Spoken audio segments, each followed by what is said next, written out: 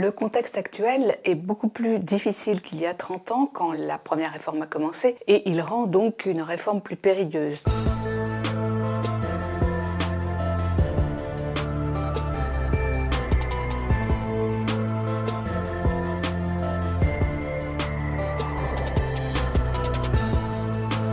La première différence, c'est qu'Emmanuel Macron n'a pas de majorité, contrairement à ses prédécesseurs.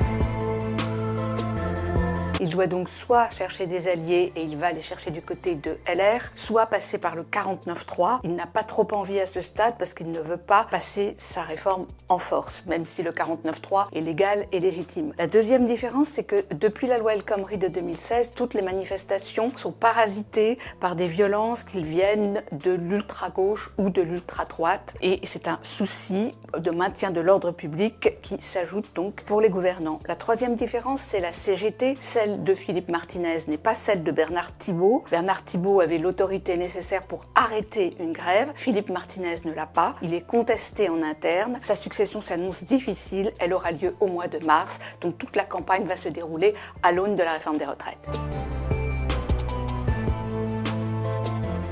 Pour la première fois, Emmanuel Macron a tenté, en 2019, de faire une réforme qui n'est pas paramétrique. Toutes les réformes qui ont été faites depuis 1993 sont paramétriques au sens où elles se proposent de faire travailler les Français plus longtemps, soit sous la forme d'une augmentation de l'âge légal, soit sous la forme d'une augmentation de la durée de cotisation. C'est le cas en 1993. Édouard Balladur, Premier ministre, ouvre le bal en allongeant la durée de cotisation de 37 ans et demi à 40 ans. Cette mesure est étendue aux fonctionnaires en 2003.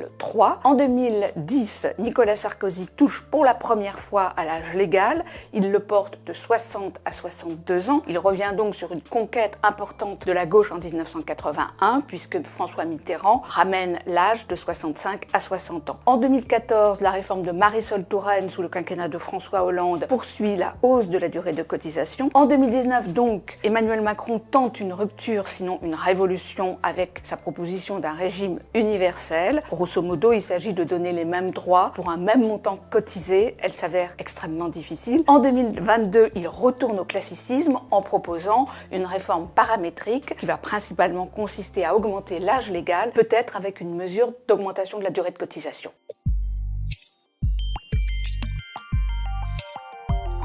Toutes les réformes ont été accompagnées de grèves et de manifestations, la plupart, sauf, et c'est le paradoxe, celle de 1993, qui est certainement celle qui a rapporté le plus financièrement, qui était le plus dur, mais qui est passée comme une lettre à la poste. Édouard Balladur, Premier ministre, reçoit les syndicats un par un, puis tous ensemble. Il leur dit que le système de sécurité sociale est en quasi-faillite. La France alors est en récession, la première depuis la Seconde Guerre mondiale, et ça passe. En 2003, il y a des concertations, notamment parce qu'il faut convaincre les fonctionnaires de s'aligner sur le régime du privé. Il y a des grèves et des manifestations, mais on reste, disons, dans le classique. Pareil en 2010, ces grèves et ces manifestations sont extrêmement importantes. En 2 mois, à 8 reprises, il y a des manifestations. Certaines d'entre elles dépassent le million de manifestants selon les chiffres de la police. En 2014, la réforme n'est pas très douloureuse. Il n'y a pas vraiment de réaction. En 2019, il y a une longue concertation qui est menée par Jean-Paul Delevoye qui n'empêche pas 2 mois d'intense mobilisation et de grève en 2019 et 2020 et l'adoption in fine de la loi par 49.3, l'Assemblée étant trop turbulente. Et en 2022,